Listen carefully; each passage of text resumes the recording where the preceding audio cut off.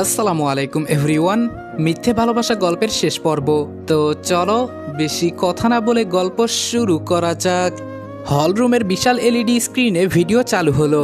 প্রথমে দেখা গেল প্রিয়া আর নাবিলের ঘনিষ্ঠ মুহূর্তের ভিডিও। পুরো হলরুম মুহূর্তেই নীরব হয়ে গেল। প্রিয়ার মুখের রং উধাও হয়ে গেছে। তারপর একে একে ভেসে উঠতে লাগলো প্রিয়ার সেই কথাগুলো। ভিডিওতে দেখা যাচ্ছে সে নিজের রুমে বসে কথা বলছে। রনি আমাকে অন্ধের মতো বিশ্বাস করে। পুরো হলরুম নিস্তব্ধ। প্রিয়া যেন নিঃশ্বাস নিতে ভুলে গেছে। ভিডিওটা চলতে থাকলো।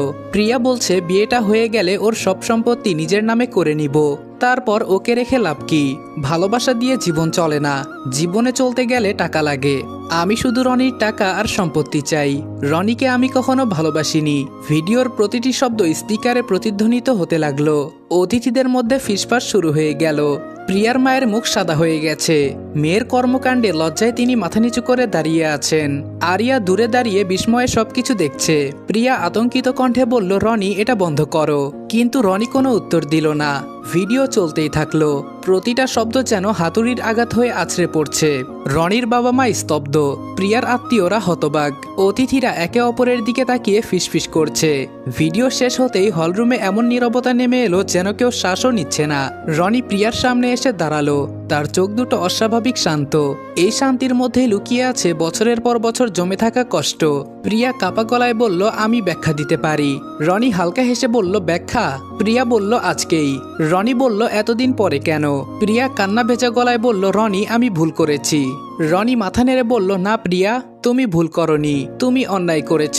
তুমি আমাকে নিঃস্ব করতে চেয়েছিলে। আমার ভালোবাসা, বিশ্বাস, সম্মান সবকিছু ধ্বংস করতে চেয়েছিলে। কিন্তু শেষ পর্যন্ত নিজের লোভই তোমাকে ধ্বংস করলো। প্রিয়া হঠাৎ রনির পায়ের কাছে বসে পড়ে বলল, প্লিজ রনি, আমাকে একটা সুযোগ দাও। আমি সব ঠিক করে দেব। রনি এক পা পিছিয়ে গেল। রনি ধীরে ধীরে মাইক্রোফোনটা তুলে নিল।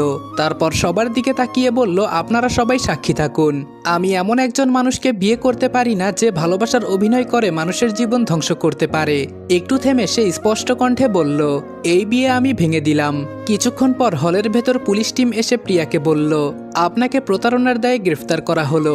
প্রিয়া চিৎকার করে বলল, আমি কোনো প্রতারণা করিনি, আমাকে ফাঁসানো হচ্ছে।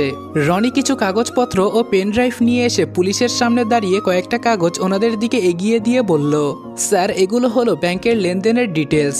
আমি এই 5 বছরে ওকে কত টাকা পাঠিয়েছি তার হিসাব। তারপর আরো কিছু কাগজ এগিয়ে দিয়ে বলল, এগুলো ওকে এই পর্যন্ত যত দামি গিফট ও গোল্ড দিয়েছি তার বিল। তারপর পেন ড্রাইভটার সামনে এগিয়ে দিয়ে বলল, ও যে আমার সাথে প্রতারণা করেছে তার প্রমাণ এই পেন ড্রাইভে আছে। এখন ওকে আমার সামনে থেকে নিয়ে যান। পুলিশ প্রিয়াকে নিয়ে চলে যাবে ঠিক তখনই রনির মা আফসানা তালুকদার বলে ওঠে, দাঁড়াও। রনি বেশ অবাক হলো পুলিশদের থামতে বলায়। আর মনে মনে ভাবে, ভিডিও দেখার পরেও কি মা ওই প্রিয়াকেই বিশ্বাস করে? কিন্তু রনির সব ভাবনা মিথ্যা প্রমাণিত হয় কিছু সেকেন্ডের মধ্যেই। আফসানা তালুকদার প্রিয়ার সামনে গিয়ে ওকে জোরে থাপ্পড় মেরে বলল, তোর মতো রাস্তার মেয়েকে রাস্তায় ফেলে রাখা উচিত। আমার ছেলে তোকে এক প্রকার রাস্তা থেকে তুলে এনে এত এত বিলাসিতা দিয়ে রাখলো। তোর সাথে সাথে তোর গ্রামে পড়ে থাকা মাকেও টাকা পয়সা দিয়ে সাহায্য করলো। আর তুই কিনা আমার সেই ছেলেকেই এভাবে ঠকালি? তোর কি একটুও বুক কাঁপেনি? কাল নাগিনি আমার ছেলের জীবনটা ছারখার করে দিয়েছিস তুই। আমি আফসানা তালুকদার কথা দিচ্ছি, তোকে আমি নিজের হাতে শেষ করে দিব। তারপর পুলিশদের বলল, ওকে নিয়ে যান। ওকে এমন শাস্তি দেন যাতে ওর করুণ অবস্থা দেখে অন্য কেউ কাউকে ঠকানোর আগে 100 বার ভাবে। প্রিয়াকে পুলিশ নিয়ে যায়। প্রিয়ার মা অনেক আগেই এখান থেকে চলে গিয়েছে। আরিয়া দূরে চুপচাপ দাঁড়িয়ে সবকিছু পর্যবেক্ষণ করতে থাকে। প্রিয়ার সাথে রনির বিয়ে না হয় মনে মনে খুব খুশি হয়, কিন্তু সেই সাথে এটাও ঠিক করে নেয় ও কখনোই রনিকে নিজের মনের কথা বলবে না। যে রনি একজনকে ভালোবেসে এত বড় ধোঁকা খেয়েছে, সে আবার প্রিয়াকে গ্রহণ করতে পারবে বলে মনে হয় না। অন্যদিকে আজকে আর বিয়ে হবে না ভেবে গেস্টরা চলে যাওয়ার প্রস্তুতি নেয়। কিন্তু তার আগেই রনি সবার মাঝে দাঁড়িয়ে বলল, গাইস, তোমরা কি জানো আমি ওয়ানেক্সে গেম খেলার মাধ্যমে প্রতিদিন টাকা আয় করি। এই ফিফা ওয়ার্ল্ড কাপে তোমাদের পছন্দের টিমের উপর বাজি ধরে তোমরাও যদি আমার মতো টাকা আয় করতে চাও, তাহলে এখনই গুগলে ওয়ানেক্স সার্চ করে অফিসিয়াল ওয়েবসাইটে গিয়ে রেজিস্ট্রেশন করো। আর রেজিস্ট্রেশনের সময় যদি আমার দেওয়া special promo code REDOAN8 use করো, তাহলে অসংখ্য বোনাস এবং ফ্রি স্পিন পেয়ে যাবা। আর ওয়ানেক্স কিন্তু একটা ইন্টারন্যাশনাল লাইসেন্সকৃত প্ল্যাটফর্ম এবং সবচেয়ে বিশ্বস্ত। এখানে তোমরা ক্রাশ ক্রিস্টালের মতো গেম খেলে সহজেই টাকা আয় করতে পারবে এবং বিকাশ নগদের মতো সকল মোবাইল ব্যাংকিং অ্যাপের মাধ্যমে সহজেই তোমরা তোমাদের জেতা টাকা তুলতে পারবে। আর 24 ঘন্টা 7 দিন কাস্টমার সাপোর্ট সুবিধা তো রয়েছেই। তাই আমি এটা ব্যবহার করে আমার রেগুলার হাত খরচের টাকা আয় করি। তোমরাও ট্রাই করে দেখতে পারো। আপনারা আর 20 মিনিট অপেক্ষা করবেন প্লিজ। গেস্টরা সম্মতি দিতেই ও আর ফাহিম নিজেদের বাবা মাদের সাথে নিয়ে একটু সাইডে গিয়ে কিছুক্ষণ কথা বলে। বেশ কিছুক্ষণ পর রনি হাসি মুখে স্টেজে ফিরে এসে কাজীকে বলল, কাজী সাহেব, আজকে এখানে বিয়ে হবে। বরের নাম এক থাকবে, শুধু কনের নাম চেঞ্জ হবে। রনির মুখে এই কথা শুনে আরিয়ার বুকের ভেতর মোচড় দিয়ে ওঠে। তবে কি তার দোয়া কবুল হলো না? প্রিয়া চলে গেলেও রনি অন্য কাউকে বিয়ে করবে। রনি ভাইয়া তার জীবন থেকে পুরোপুরি হারিয়ে যাবে। পুরো হলরুম আবারও গুঞ্জনে ভরে উঠল। কেউ অবাক, কেউ হতবাক, কেউ আবার কিছুই বুঝে উঠতে পারছে না। কাজী সাহেব চশমাটা ঠিক করে রনির দিকে তাকিয়ে বললেন, মেয়ের নাম কি লিখবো বাবা? রনির ঠোঁটের কোণে মৃদু হাসি ফুটে উঠল। সে আস্তে করে হলরুমের এক কোণের দিকে তাকালো। সেই দৃষ্টি অনুসরণ করে উপস্থিত সবার চোখও ঘুরে গেল একই দিকে। দূরে দাঁড়িয়ে থাকা আরিয়া বিস্মিত চোখে চারপাশ দেখছে। রনি মাইক্রোফোন হাতে নিয়ে স্পষ্ট কণ্ঠে বলল, আরিয়া। কয়েক সেকেন্ড থেমে আবারও বলল, আরিয়া তালুকদার। মুহূর্তের মধ্যে যেন পুরো পৃথিবী থেমে গেল। আরিয়ার কানে শব্দগুলো বারবার প্রতিধ্বনিত হতে লাগলো, আরিয়া তালুকদার। সে নিজের কানকেই যেন বিশ্বাস করতে পারছে না। চোখ বড় বড় করে রনির দিকে তাকিয়ে রইল। তার বুকের ধুকপুক শব্দ এত জোরে হচ্ছে যে মনে হচ্ছে সবাই শুনতে পাচ্ছে। আরিয়া ফিসফিস করে নিজেকে প্রশ্ন করলো, আমি কি ঠিক শুনলাম? ঠিক তখনই রনি উচ্চস্বরে ডাক দিল। ফাহিম যেন এই ডাকের অপেক্ষাতেই ছিল। মুখ ভরা হাসি নিয়ে সামনে এগিয়ে এলো সে। তার হাতে ছিল লাল রঙের একটি শপিং ব্যাগ আর গয়নার কয়েকটি বক্স। সবার সামনে এসে বলল, অবশেষে অনুমতি পেলাম। তারপর ব্যাগ আর গয়নার বক্সগুলো রনির হাতে তুলে দিল। আরিয়া আরো অবাক হয়ে গেল। সে দ্রুত নিজের পরিবারের দিকে তাকালো, কিন্তু তাদের মুখে কোনো বিস্ময় নেই, বরং সবাই হাসছে। আরিয়ার মা চোখ মুছতে মুছতে বলল, যা মা, দাঁড়িয়ে আছিস কেন? আরিয়া হতবম্ব হয়ে বলল, মা তোমরা? তার বাবা মৃদু হেসে বলল, রনি আমাদের বলেছে। আরিয়া বলল, মানে? তখন রেহমান তালুকদার বললেন, রনি কিছুক্ষণ আগে আমাদের সবকিছু বলেছে। আফসানা তালুকদার আরিয়ার কাছে এসে তার মাথায় হাত বুলিয়ে দিলেন। তুই কি ভাবিস আমরা কিছুই বুঝি না? যেভাবে তুই বছরের পর বছর আমাদের ছেলেটাকে ভালোবেসে গিয়েছিস, সেটা কি আমাদের চোখ এড়িয়ে গেছে? কিছুই এড়াতো না, কিন্তু তখন আমাদের কাছে কোনো রাস্তা ছিল না, তাই চুপ থাকতাম। আরিয়ার চোখ ভিজে উঠল। সে কিছু বলার ভাষা খুঁজে পেল না। ফাহিম হেসে বলল, এই মেয়েটা তো ভাবছিল পৃথিবীর কেউ কিছু জানে না। চারপাশে হালকা হাসির রোল পড়ে গেল। আরিয়া লজ্জায় মাথা নিচু করে ফেলল, কিন্তু তার মাথার ভেতর তখনও একটাই প্রশ্ন ঘুরছে, রনি কি সত্যিই তাকে বিয়ে করতে চায়? ঠিক তখনই রনি আস্তে করে তার সামনে এসে দাঁড়ালো। চারপাশের কোলাহল যেন মিলিয়ে গেল। শুধু দুজন মানুষের চোখ একে অপরের দিকে স্থির হয়ে রইল। রনি শান্ত গলায় বলল, আরিয়া, আমি জানি আজকের দিনটা তোর জন্য সহজ ছিল না। আরিয়ার চোখ বেয়ে অশ্রু গড়িয়ে পড়ল। রনি আবার বলল, আমি অনেক ভুল করেছি, অনেক কিছু বুঝতে দেরি করেছি, কিন্তু একটা জিনিস বুঝতে খুব বেশি সময় লাগেনি। আরিয়া কাপা গলায় জিজ্ঞেস করলো, কি? রনি মুচকি হেসে বলল, আমাকে যে মানুষটা নিঃস্বার্থভাবে ভালোবাসে সেটা হলো তুই। আরিয়ার চোখের পানি এবার আর থামলো না। রনি তার দিকে শাড়ির ব্যাগটা এগিয়ে দিয়ে বলল, তাই শেষবারের মতো একটা প্রশ্ন করছি, তুই কি আমার জীবনের বাকি পথটাও আমার পাশে হাঁটবি? হলরুমটা নিস্তব্ধ হয়ে গেল। সবাই অপেক্ষা করছে আরিয়ার উত্তরের জন্য। আরিয়া কান্না করতে করতে রনির দিকে তাকালো, তারপর ধীরে ধীরে মাথা নিচু করে ফেলল। লজ্জায় রাঙা মুখে খুব আস্তে করে বলল, হ্যাঁ। মুহূর্তের মধ্যে পুরো হলরুম করতালিতে মুখর হয়ে উঠল, আর রনির মুখে ফুটে উঠল বহুদিন পর পাওয়া এক সত্যিকারের হাসি। রাত অনেকটা গড়িয়ে গেছে। সারাদিনের ব্যস্ততা, কান্না, হাসি আর অসংখ্য ঘটনার পর অবশেষে বাড়িটা কিছুটা শান্ত হয়েছে। চারদিকে উৎসবের আবহ এখনো রয়ে গেছে, তবে কোলাহল অনেকটাই কমে এসেছে। রনির ঘরে ফুলের মিষ্টি সুবাস ছড়িয়ে আছে। পুরো ঘরটা সুন্দর করে সাজানো। বিছানার চারপাশে রঙিন ফুল, নরম আলো আর শান্ত পরিবেশ যেন মুহূর্তটাকে আরো বিশেষ করে তুলেছে। ফুলে সাজানো খাটের এক কোণে চুপচাপ বসে আছে আরিয়া। তার বুকের ভেতরটা অদ্ভুতভাবে কাঁপছে।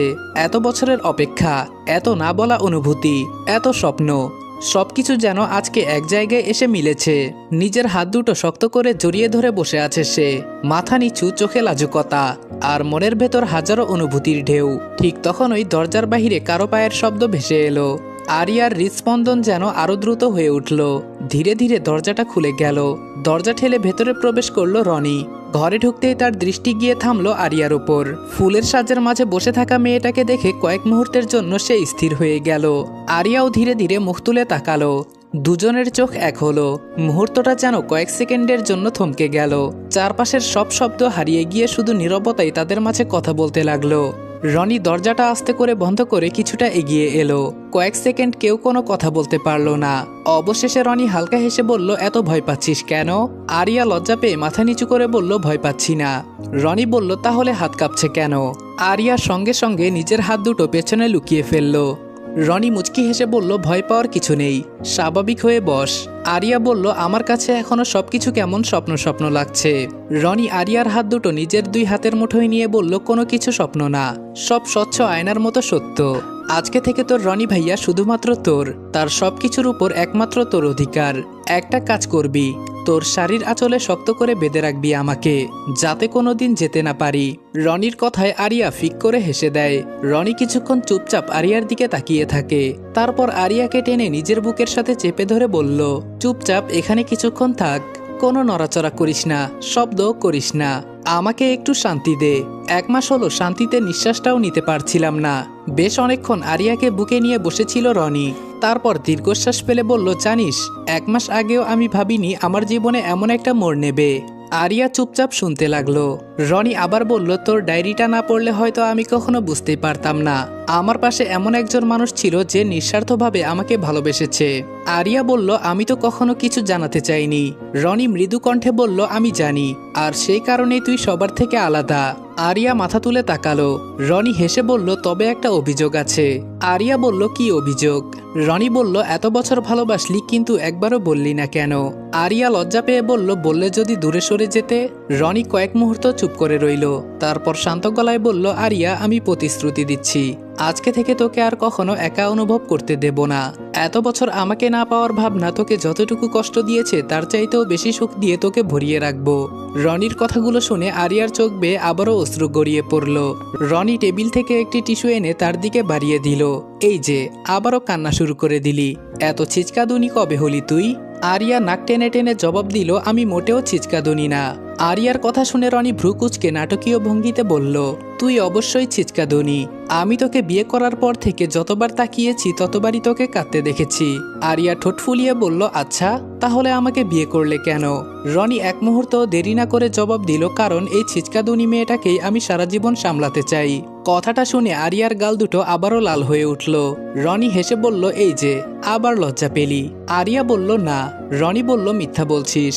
আরিয়া উত্তর দিল, বলছি না। রনি বলল, তাহলে আমার দিকে তাকিয়ে বল। আরিয়া সাহস করে মুখ তুলল, কিন্তু রনির চোখের দিকে তাকাতেই আবার মাথা নিচু করে ফেলল। রনি হেসে উঠে বলল, এই অবস্থায় তুই আমাকে সামলাবি কিভাবে শুনি?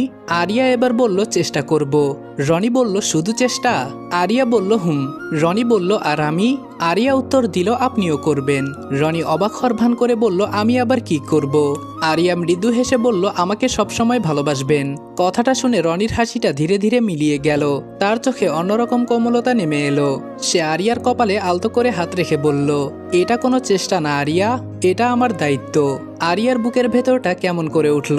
রনি বলল, আজকে থেকে তোর হাসি, তোর কান্না, তোর সুখ, তোর অভিমান, সবকিছুর ভাগিদার আমি। তুই আর কখনো একা না। আরিয়া আর কিছু না বলে শুধু নিঃশব্দে রনির কাঁধে মাথা রাখল। ঘরের নরম আলোয় দুইজনেই কিছুক্ষণ চুপচাপ বসে রইল। বাহিরে রাত আরো গভীর হচ্ছিল, কিন্তু তাদের জীবনে যেন নতুন একটা ভোরের শুরু হলো। হঠাৎ রনি নিচের দিকে তাকিয়ে বলল, আচ্ছা, একটা কথা বলতো? আরিয়া আনমনে বলল, কি? রনি বলল, তোর ডায়েরিতে আমার নামে প্রায় 300 পৃষ্ঠা লেখা ছিল। আরিয়া অবাক হয়ে বলল, আপনি সব পড়েছেন? রনি বলল, হুম। আরিয়া আবার প্রশ্ন করল, সব? রনি বলল, একটাও বাদ দেইনি। লজ্জায় আরিয়ার মনে হলো মাটির নিচে ঢুকে যায়। রনি দুষ্টু হেসে বলল, বিশেষ করে সেই পৃষ্ঠাটা খুব ভালো লেগেছে, যেখানে লেখা ছিল, রনি ভাইয়া হাসলে মনে হয় পৃথিবীর সবকিছু সুন্দর। আরিয়া লজ্জা পেয়ে বলল, আপনি ওটাও পড়েছেন? আরিয়া সঙ্গে সঙ্গে 2 হাত দিয়ে মুখ ঢেকে ফেলল। তারপর রনি আস্তে করে আরিয়ার হাত দুটো সরিয়ে দিয়ে বলল, ধন্যবাদ আরিয়া। আরিয়া প্রশ্ন করল, কিসের জন্য? রনি আরিয়ার কপালের সাথে নিজের কপাল ঠেকিয়ে বলল, এত বছর ধরে আমার জন্য অপেক্ষা করার জন্য। আরিয়ার চোখ আবার ভিজে উঠল। সে বলল, অপেক্ষাটা সার্থক হয়েছে বলেই তো আজকে এত ভালো লাগছে। রনি মৃদু হেসে আরিয়ার কপালে আলতো করে চুমু দিয়ে ফিসফিস করে বলল, শুভরাত্রি মিসেস আরিয়া তালুকদার। আরিয়া লজ্জায় চোখ বন্ধ করে ফেলল। তার ঠোঁটের কোণে তখন তৃপ্তির এক মিষ্টি হাসি। আসসালামু আলাইকুম এভরিওয়ান। মিথ্যে ভালোবাসা গল্পটা এখানেই শেষ করলাম। সম্পূর্ণ গল্পটা তোমাদের কেমন লেগেছে এটা অবশ্যই কমেন্ট করে জানাতে ভুলবা না। আর যদি ভিডিওটা ভালো লেগে থাকে তাহলে অবশ্যই লাইক, কমেন্ট এবং শেয়ার করে দিবা। আর চ্যানেলে নতুন হলে অবশ্যই সাবস্ক্রাইব করতে ভুলবা না। তো দেখা হচ্ছে তোমাদের সাথে নেক্সট ভিডিওতে। ততক্ষণ ভালো থাকবা, সুস্থ থাকবা। আল্লাহ হাফেজ।